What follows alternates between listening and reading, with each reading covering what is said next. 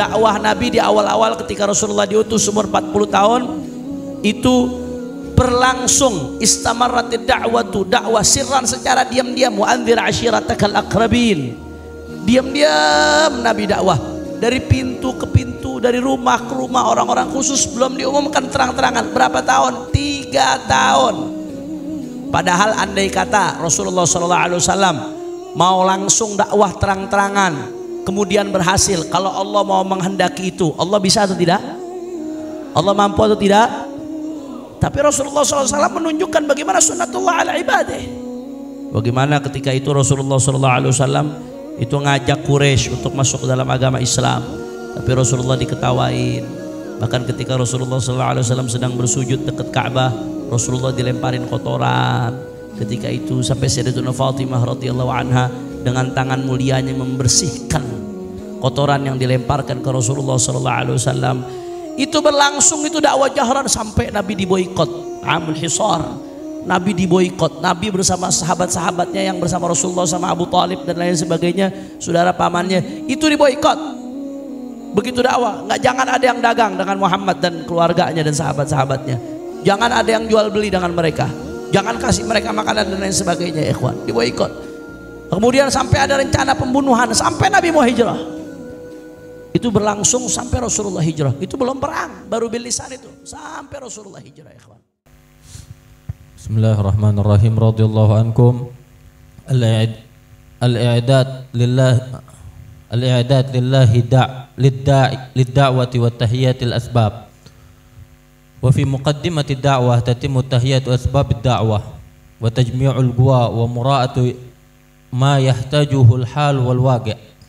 Laqad marrat ad-da'watu al-islamiyyah mundu bi'tsati an-nabiy sallallahu alaihi wasallam ila an irtahala ila ar-rafiq al-a'la bi marahil al-mukhtalifah.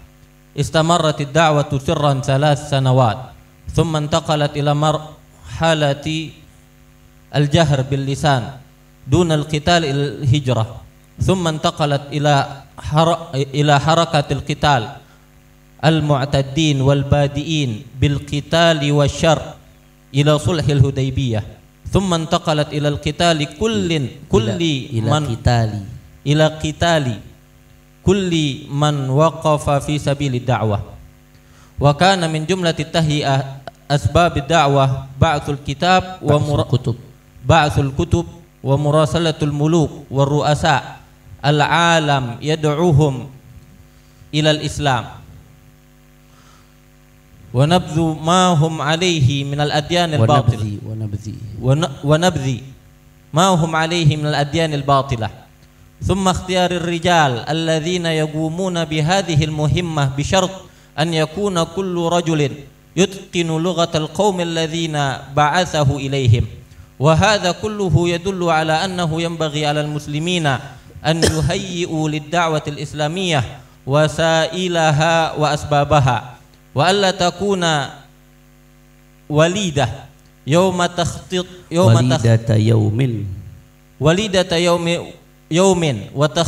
وتخطيط ساعة على وجه الارتجال.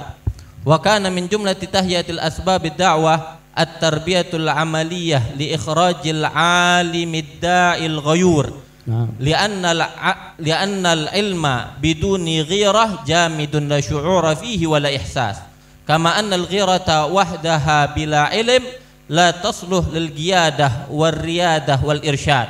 وهذا الذي ينبغي ألا نقع فيه فنضيع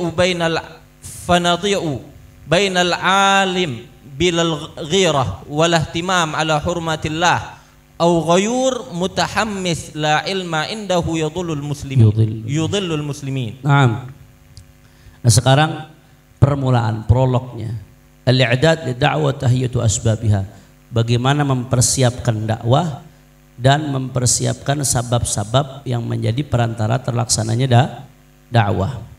Wa fi muqaddimati dakwah, di permulaan dakwah ini maka tatimmu tahiyatu asbabid da'wah, maka menjadi sempurna tahiyatu asbabid da'wah, mempersiapkan sebab-sebab dakwah. Wa tajmi'ul quwa, dan mengumpulkan kekuatan, mengumpulkan potensi. wa mura'atu ma yahtajuhul hal wal waqi', dan memperhatikan apa-apa yang dibutuhkan oleh hal, situasi, wal waqi' dan realita. Jadi kita di awal-awal dakwah itu ya harus mempersiapkan wasilah-wasilah, sebab-sebab yang mesti disiapkan untuk dakwah. Dakwah itu nggak bisa langsung gerabak gerubuk. Tahu gerabak gerubuk tuh bahasa Betawi, gerabak gerubuk, apa bahasa Maduranya gerabak gerubuk? Langsung gitu tiba-tiba jadi, tiba-tiba selesai, tiba-tiba hasil, nggak bisa. Harus dipersiapkan dulu. Dan itu bisa kita lihat dari sirahnya Rasulullah sallallahu alaihi wasallam. Rasulullah sallallahu alaihi wasallam itu enggak instan langsung selesai, langsung Fathu Makkah, kemudian langsung al-yauma akmaltu lakum dinakum di awal. Enggak, itu di akhir. Habis Fathu Makkah. Prosesnya bagaimana? Laqad marratid da'watul islamiyah mundu bi'tsatin Nabi sallallahu alaihi wasallam ila an irtahala ila rafiqil a'la bi marahil mukhtalifah. Ya, dakwah Islamiyah, dakwah Islam telah marrat, telah melalui, laqad marrat, telah melalui apa itu dakwah Islamiyah mundu bi'tsatin Nabi sallallahu alaihi wasallam, semenjak diutusnya Nabi sallallahu alaihi wasallam. Sampai kapan? Ila an irtahala ila rafiqil a'la, sampai Nabi sallallahu alaihi wasallam berpulang ke rahmatnya Allah Subhanahu wa taala. Irtahala ila rafiqil a'la, wafat, berpulang ke rahmatnya Allah. Melalui apa? Bimarahila mukhtalifatin, telah melalui beberapa fase-fase, marahil mukhtalifah, beberapa fase. Nabi itu dakwanya melalui beberapa fase. Istamarratid da'watu sirran thalatha sanawat. Dakwah Nabi di awal-awal ketika Rasulullah diutus umur 40 tahun itu berlangsung. Istamarratid da'watu, dakwah sirran, secara diam-diam. Wa anzir ashiratakal aqrabin.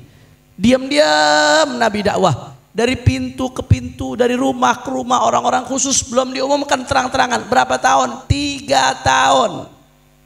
3 tahun. Padahal andai kata Rasulullah SAW mau langsung dakwah terang-terangan, kemudian berhasil, kalau Allah mau menghendaki itu, Allah bisa atau tidak? Allah mampu atau tidak? Tapi Rasulullah SAW menunjukkan bagaimana sunnatullah ala ibadah. Nabi dakwah pelan-pelan dulu, sirran, diam-diam, nggak langsung terang-terangan, sembunyi-sembunyi. 3 tahun, nggak sebentar itu 3 tahun ya ikhwan. Thumma intaqalat ila marhalatil jahri bil lisan dunal qital, duna qitalin ilal hijrah. Kemudian dari sirran intaqalat, berpindah fasenya ila marhalatil jahr, kepada fase dakwah terang-terangan bil lisan, tapi masih sebatas lisan saja. Bagaimana ketika itu Rasulullah SAW itu ngajak Quraisy untuk masuk ke dalam agama Islam, tapi Rasulullah diketawain. Bahkan ketika Rasulullah SAW sedang bersujud dekat Ka'bah, Rasulullah dilemparin kotoran. Ketika itu sampai Sayyidatuna Fatimah radhiyallahu anha dengan tangan mulianya membersihkan kotoran yang dilemparkan ke Rasulullah SAW. Itu berlangsung, itu dakwah jahran sampai Nabi diboikot. Amul Hisar, Nabi diboikot. Nabi bersama sahabat-sahabatnya yang bersama Rasulullah sama Abu Talib dan lain sebagainya, saudara pamannya, itu diboikot. Begitu dakwah, jangan ada yang dagang dengan Muhammad dan keluarganya dan sahabat-sahabatnya. Jangan ada yang jual beli dengan mereka. Jangan kasih mereka makanan dan lain sebagainya, ikhwan. Diboikot. Kemudian sampai ada rencana pembunuhan sampai Nabi mau hijrah. Itu berlangsung sampai Rasulullah hijrah. Itu belum perang, baru bil lisan itu. Sampai Rasulullah hijrah, ikhwan. Dan hasilnya belum terlalu banyak saat itu yang ikut umat Islam. Kemudian fase berikutnya, tsumma intaqalat ila harakati qitalil mu'tadin wal badiin bil qitali wasyarr ila sulhil Hudaybiyah. Kemudian masuk ke fase berikutnya, fase yang ketiga, ya, itu berpindah ke ila harakati qitalil mu'tadin, gerakan memerangi orang-orang yang mu'tadin, yang berbuat i'tida, yang mengganggu Rasulullah sallallahu alaihi wasallam. Wal badiin bil qital, dan orang-orang yang al badiin bil qital, yang memulai perang duluan. Wasyar, dan memulai keburukan terlebih dahulu. Sampai kapan itu berlangsung? Ila sulhul Hudaybiyah, sampai sulhul Hudaybiyah. Tsumma intaqalat ila qitali kulli man waqafa fi sabilid da'wah. Kemudian fase berikutnya setelah sulhul Hudaybiyah, setiap siapapun yang menghalangi dakwah itu diperangi oleh Rasulullah sallallahu alaihi wasallam. Itu fase terakhir tuh. Ila qitali kulli man waqafa fi sabilid da'wah. Berpindah ke tahapan memerangi setiap yang menghalangi jalan dakwah. 4 tahapan tuh, perhatikan tuh. Jadi kalau kita belajar sirah Nabi selama 23 tahun Rasulullah Shallallahu Alaihi Wasallam, dari beliau diutus menjadi Nabi umur 40 tahun sampai beliau wafat umur berapa? 63 tahun, 23 tahun, 13 tahun di Mekah, 10 tahun di Madinah, itu melalui 4 fase. Fase pertama 3 tahun dakwah secara sembunyi. Kemudian fase berikutnya 10 tahun dakwah secara terang-terangan, tapi dakwahnya hanya dengan lisan. Saat itu belum bisa perang. Kemudian setelah hijrah baru sampai Sulhul Hudaybiyah, itu masuk fase yang ketiga. Siapapun yang memulai perang diperangi balik oleh Nabi SAW. Sampai Sulhul Hudaybiyah, itu fase ketiga. Setelah Sulhul Hudaybiyah sampai Nabi wafat, siapapun yang coba-coba menghalangi dakwah diperangi oleh Rasulullah SAW. Itu 4 fase. Padahal sekali lagi Anda katakan, andai kata Nabi mau langsung masuk fase keempat dan berhasil, Nabi bisa atau tidak? Bisa. Nabi kalau langsung masuk fase keempat, Nabi bisa. Dan Allah bisa, kalau Allah maha mampu kalau mau langsung ngasih kemenangan. Tapi kenapa Nabi bertahap begini? Nabi pengen nunjukkan sunnatullah kepada ibadah, semuanya berproses, bertahap, nggak ada yang instan. Kita mesti lihat situasi, mesti lihat kondisi. Jangan dipukul rata semua keadaan ditangani dengan satu masalah. Itu ibarat orang, dai itu ibarat dokter. Dokter harus tahu penyakit daripada pasiennya. Jangan semua sakit dikasih obatnya paracetamol. Orang moncor, diare paracetamol, sesek paracetamol, semuanya satu obat. Kalau begitu kira-kira sembuh atau tidak? Nggak sembuh ya ikhwan, nggak bisa sembuh kalau seperti itu. Sama dakwah, Rasulullah ngajarin sunnatullah ketika menghadapi umat Islam itu belum kuat, dakwah sirran. Habis itu mulai ada perintah dakwah jaharan, setelah itu keadaannya udah berbeda. Habis itu udah hijrah, umat Islam sudah punya watan saat itu, udah bisa siap untuk perang, mulai perang. Di akhir keadaan udah betul-betul kuat, siapapun yang menghalangi diperangi. Itu lihat situasi, kondisi, bertahap, step by step. Itu yang harus dilakukan oleh para dai. Makanya saya ingat Imam besar Sayyidil Walid Habib Muhammad Rizik Syihab, mudah-mudahan beliau dijaga oleh Allah Subhanahu wa taala. Di FPI itu ada wilayah hisbah, ada wilayah dakwah. Ada wilayah hisbah, ada wilayah dakwah. FPI itu enggak memukul rata sikap. Kalau ada tempat maksiat, FPI kan fokus sama ma'ruf nahi munkar, ada tempat maksiat, dilihat dulu masyarakat di sekitarnya ngedukung nggak maksiat tersebut. Kalau masyarakat di sekitarnya dukung maksiat tersebut, ya berarti ini nggak bisa kita langsung tutup. Ada tempat pelacuran, tukang parkirnya masyarakat situ kok, yang jualan esnya buat yang datang untuk nyewa pelacur masyarakat situ kok, yang jadi germoknya masyarakat situ kok, bahkan yang jadi pelacurnya masyarakat situ. Kalau tahu-tahu kita datang nutup, perang sama masyarakat urusannya. Oh, ini berarti wilayah dakwah, nggak bisa langsung ditutup. Mesti kirim ustadz, kirim guru, sadarkan masyarakat di situ bagaimana besarnya dosa zina, bagaimana petakanya zina, bagaimana besarnya dampak zina terhadap generasi berikutnya, bahayanya zina dan lain sebagainya. Didakwain pelan-pelan. Dakwanya pakai harta, dibelikan makanan supaya mereka mau ngaji dan lain sebagainya. Diajarkan supaya makan halal, supaya nggak terbiasa melakukan yang haram dan lain sebagainya. Dakwain, begitu masyarakatnya sudah mulai nggak suka sama maksiat, baru bisa proses ditutup, saudara.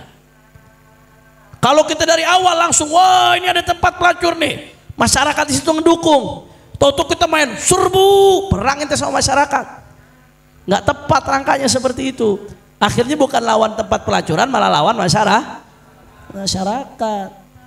Kalau udah jadi wilayah hisbah, bagaimana wilayah hisbah? Wilayah hisbah itu kalau ada satu tempat maksiat, masyarakat di sekitarnya nggak suka, masyarakat gerah, masyarakat juga nggak nyaman dengan tempat itu, masyarakat juga pengen tempat itu ditutup, masyarakat ngerasa ini tempat ngerusak anak-anak kami, ini tempat ngerusak keluarga kami, ini tempat bisa bawa musibah buat kami. Cuman mereka nggak berani karena di backing preman atau mungkin karena di backing aparat. Nah ini wilayah hisbah namanya, wilayah menegakkan amar ma'ruf nahi munkar.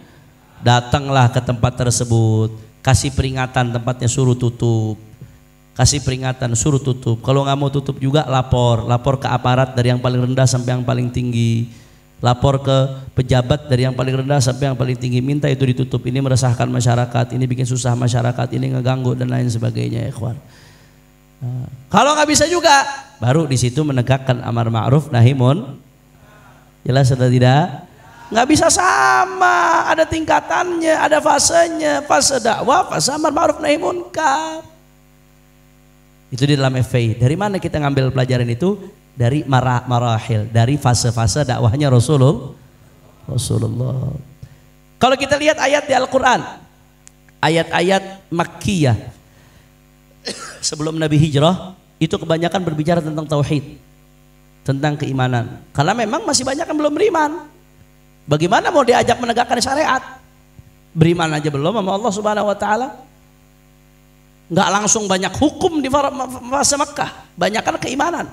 Tapi begitu masuk ke fase Madinah, kebanyakan ayatnya ayatut tasyri', ayat-ayat yang berkaitan dengan syariat, diwajibkan sholat, diwajibkan haji, diharamkan riba, diharamkan khamr dan lain sebagainya, diharamkan qadzaf. Itu ayat-ayat adanya di fase Madinah, ya ikhwan. Kenapa? Karena kalau waktu di Mekah belum beriman, tahu-tahu udah kena hukum. Bagaimana dia mau terima hukum? Berimannya aja belum. Tapi ketika sudah di Madinah, dia sudah beriman.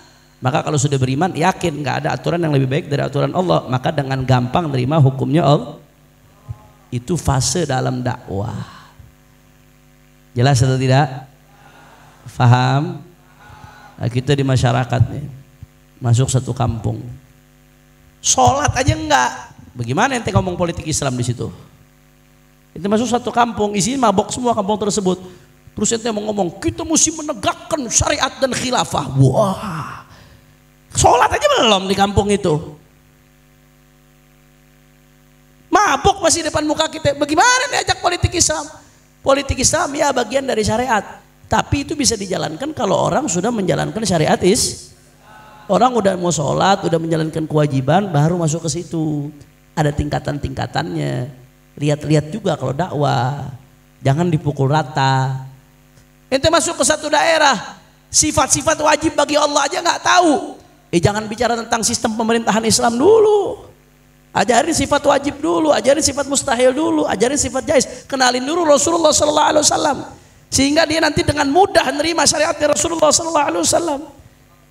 Itu fase-fase dalam jelas atau tidak? Faham? Nah, ini bisa kita lihat dari sirahnya Rasulullah sallallahu alaihi wasallam. Ente nanti kelulus, wah, alumni Aziziyah, sebane ahli baca kitab, ngaji Ghayatul Usul sama Kiai Haji Khalid Maksus, ngaji Mantek Sulamul Munawwaraq sama Kiai Haji Khalid Maksus. Begitu pulang ke rumah, ngaji di musola, jamaahnya belum ngerti cara wudhu, belajarnya apa? Mantek, mogo di Masugro, mogo di Makubro. Itu tolol namanya, bukan pintar, itu tolol namanya. Nggak tahu fase dalam dakwah,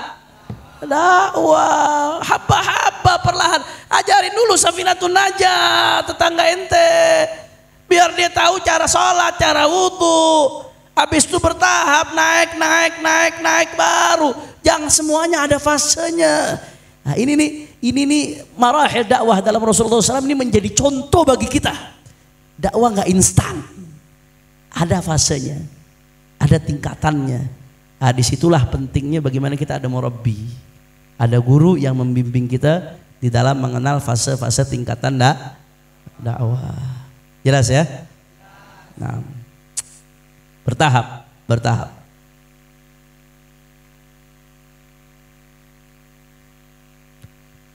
La ilaha illallah. Assalamualaikum warahmatullahi wabarakatuh.